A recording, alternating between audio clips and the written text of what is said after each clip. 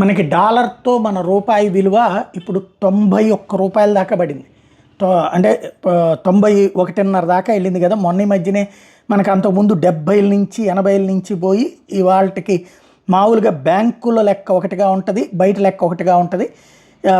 బయట మార్కెట్లో వచ్చేటికి వాళ్ళ 92 రూపాయల దాకా పలుకుతున్నటువంటి సందర్భంలో అఫీషియల్గా లెక్క వేసుకుంటే కనుక ఎంత అయ్యింది అంటే బ్యాంకుల వాళ్ళకి మన దగ్గర కనుక డబ్బులు బ్యాంకులో వేస్తే అప్పుడు వచ్చేటప్పుడు మనకిచ్చిన అంటే ఫర్ ఎగ్జాంపుల్ మనకి వేరే దేశం నుంచి డాలర్ వచ్చినప్పుడు ఆ డాలర్ని కన్వర్ట్ చేసినప్పుడు ఎంత వస్తుందంటే ఇప్పుడు 90 రూపాయలు 20 పైసలు ఇవాళ లెక్కన హెచ్డిఎఫ్సి వాడేస్తున్నటువంటి 90 రూపాయలు 20 పైసలు అనమాట.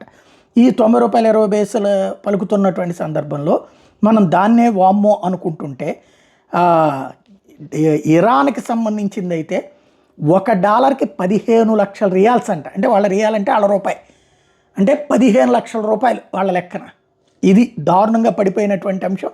2015లో అమెరికా ఇరాన్ ఒప్పందం చేసుకున్న నాటికి $1 32,000 రియాల్స్ ఉండేది. కొంతకాలంగా పతనం అవుతూ వస్తున్నటువంటి దీని విలువ ట్రంప్ రెండోసారి బాధ్యత చేపట్టిన తర్వాత క్షీణిస్తూ వస్తే కరెన్సీ పతనం, ఆర్థిక సంక్షోభం వంటి కారణాలతో ఇటీవల ఇరాన్ పౌరులు పెద్ద ఎత్తున నిరసనలకు దిగడం, ఇది 6,126 మంది మృతి చెందినట్టు వాళ్ళు, లేదు 30,000 మందికి పైగా మృతి చెందారు మిగతా వాళ్ళు చెప్తున్నటువంటి సందర్భంలో ఈ స్థాయికి పడిపోవడం అన్నటువంటిది 15 లక్షల రియాల్స్ అంటే దారుణం అనమాట.